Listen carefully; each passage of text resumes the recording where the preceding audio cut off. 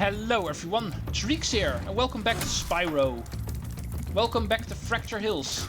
I've actually taken the liberty to start on the stage to save you guys a loading screen. What we're going to do here is get the final 2 orbs.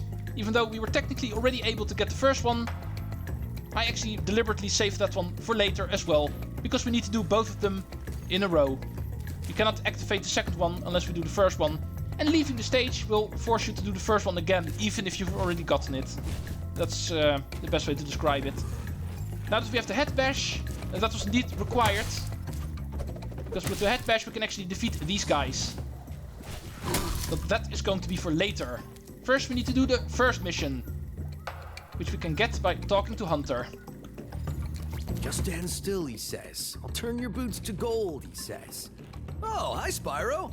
You're a sight for sore eyes. I'd appreciate it mightily if you could locate that Alchemist. He owes me a favor.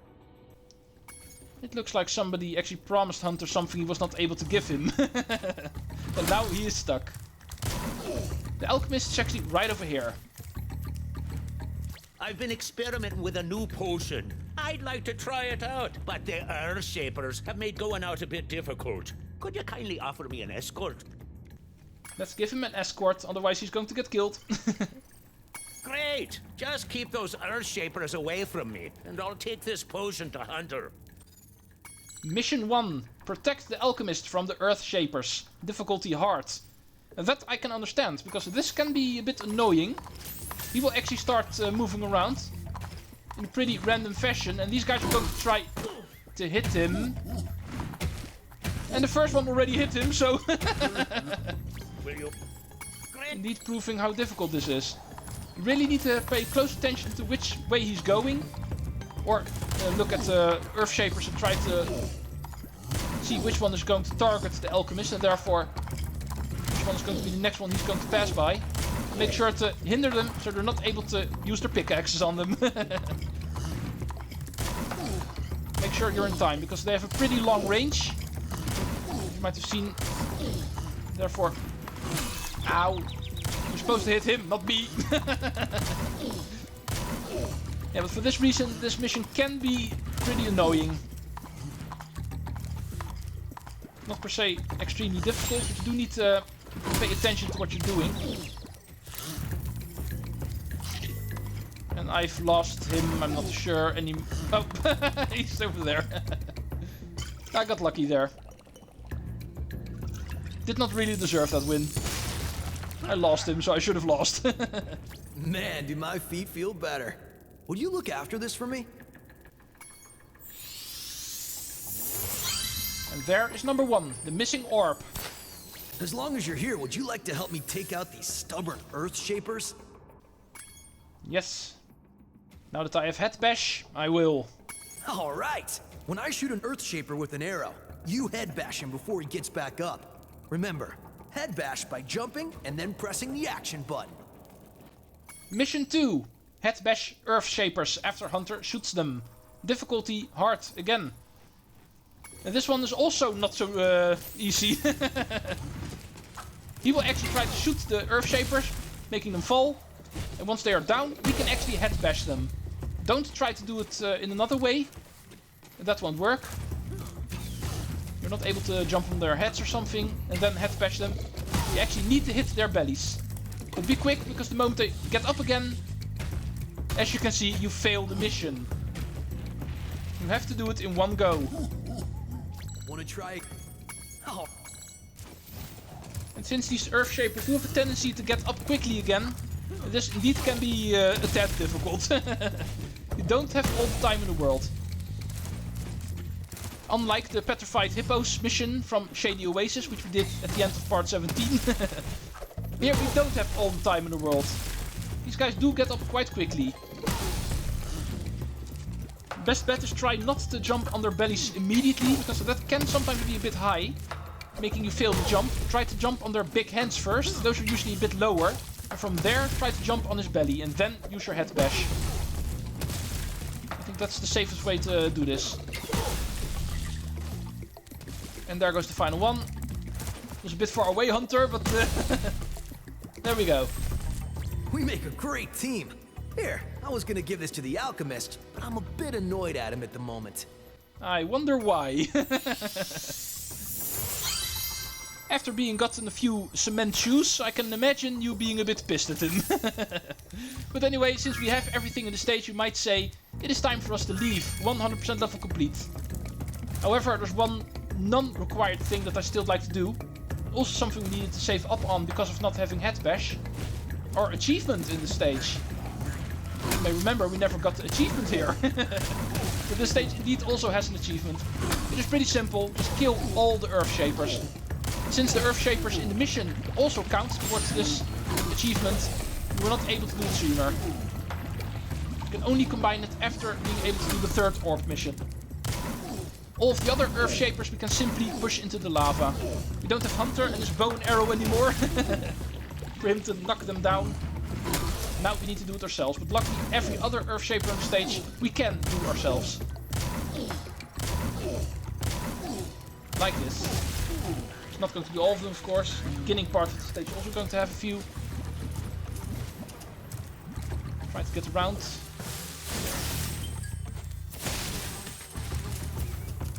Take a look at the center. All of them are going to be at the lower area, of course. There's always going to be lava near them. Let's not go through the tunnel, let's go upward. Otherwise I might actually miss a place. Here is the next set. One of them is actually in the higher ledge, so let's do him first. Hovering to him. Let's fail to hover to him. Alright, I concede, I will do you first.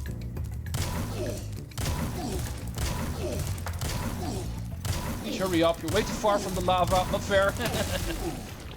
This guy's a bit closer to it. I think one push is even enough, yeah. And you. You missed. My turn.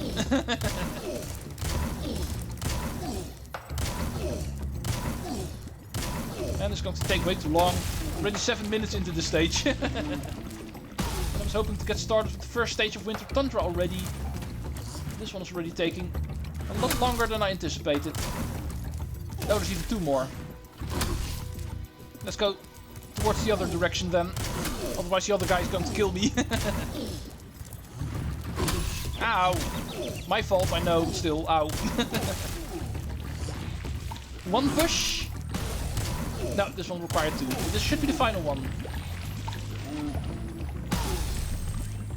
Achievement. Yeah, rare achievement. Giant Slayer. Defeat every Earthshaper in the level. Yeah. My thoughts exactly, Spyro. Makes me want to sneeze. It is time for us to scratch Autumn Plains, shall we? And after already being done with Summer Forest, it is time to move on to the final season, Winter Tundra. Makes me wonder, why is there no Spring Hub World?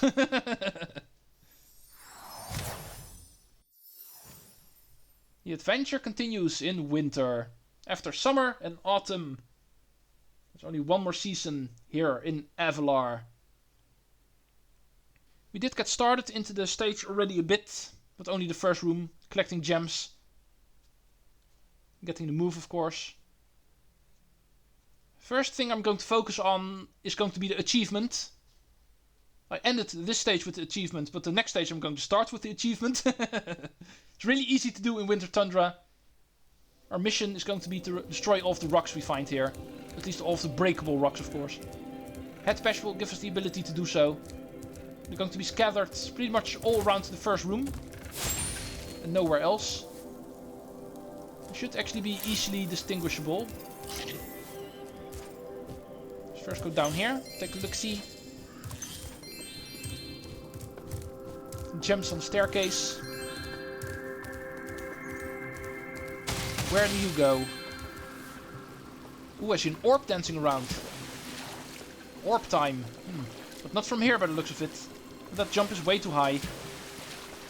Money bags and a Speedway we're going to save for a minute. Not going to do that quite yet. I'd first like to fully complete this first room of Winter Tundra. Here's a rock at least. These ones are easily found. The one over here will also open up the door to the second room. Perhaps might also be fun to take a look at. But not right now. First we need to check out everything over here. And I mean everything. All of these rocks are going down, no matter how big they are. This one actually contains an orb.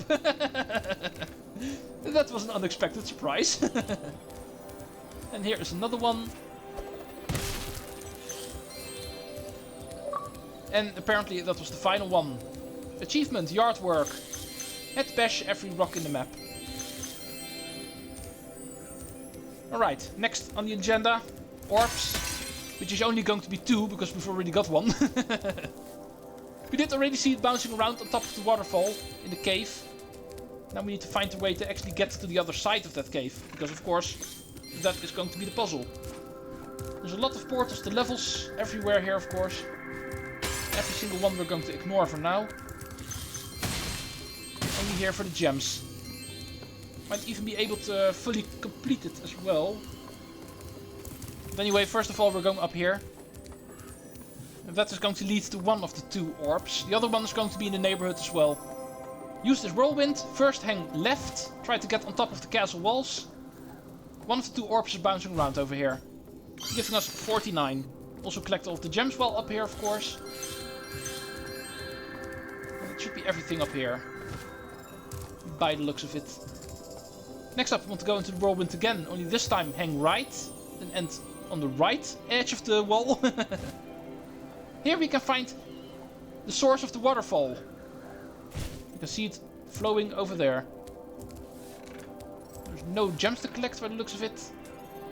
Therefore saying it's time for us to follow this pool of water. We know already where it's going to end up. But this way we need to go in order to make sure we are able to get to the same location.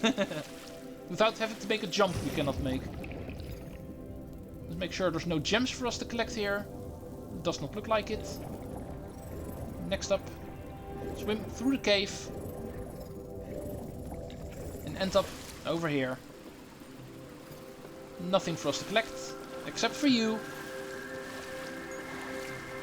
Here is the final orb for Winter Tundra, already being done with that. All orbs collected. The money bags. Yeah, he's going to have another Speedway for us. One last Speedway adventure for you, Spyro? It's not that expensive, you know. Yeah, indeed, 200 gems is not that much. I'll do it. You've chosen wisely. I bet a quick dragon like you will win your money back in no time. Oh, you're running out of dialogue, I see. I'm pretty sure that's what you said last time. But we are dealing with Canyon Speedway. And that is going to be the final Speedway of this game. Unlike Autumn Plains, Winter Tundra only has one. Canyon Speedway is the only one. Not very winter-like, I know. Icy Speedway was also in Autumn Plains. Should have turned it around. Canyon Speedway in autumn, because of it being orange. And Icy Speedway here, because of this being Winter Tundra. And I also feel this one is way easier than Icy Speedway, so even in that sense it would actually fit. Let's see if I'm even able to do it first try. I wouldn't be surprised. I still remember how this one goes. And I remember it's not that difficult. The achievement I also don't have to worry about. That one we're going to get automatically while doing this. Charging buggies we need to do, and that's something you always do if you try to go for them. First go up here. First going to do the vultures. So these are actually the only tricky part of the stage, because the vultures do have annoying flight pattern. And therefore, yeah, stuff like this can happen. You can sometimes get in a situation where you're not able to get to them quickly. Because if you first need to look for them, you quickly run out of time. Not per se for the mission, but to do for the skill point. And then let's go focus on the buggies. You need to charge 5 of them at least for the achievement, but I'm going to charge all of them. Easily got them, bugging out. And this also did not come out too well, but it looks a bit... Yeah, not good enough for the skill point, I'm not surprised. Would have been nice if we were able to do this first try. Even though I was able to first try getting all of the gems. If we're also interested in the skill point, I need to do it a bit quicker. But this one, Yeah, I doubt it's going to be too much of an issue.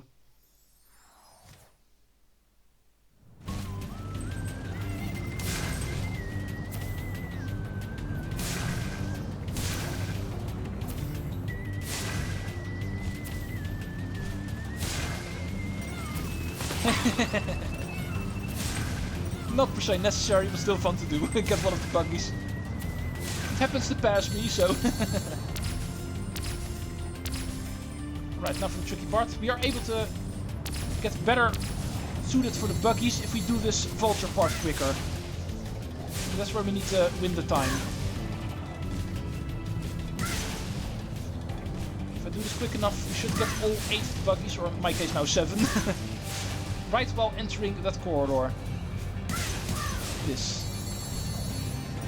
Yeah, this is the first one I think. I didn't see another one flying by, so... Should fit perfectly. 4, 5, 6... Yeah! Awesome! Man, even below 1 minute! That was awesome! That's probably the best time I ever did, even in my first run. While trying to perfect this, I'm pretty sure even then I did not get below 1 minute. Thank you, Vulture part! But anyway, I think we still have a little bit of time left, so for the first time, we are actually going to do a Speedway stage where we're also going to combine the orb mission immediately. Even though, yeah, an Ocean Speedway also did it. Never mind.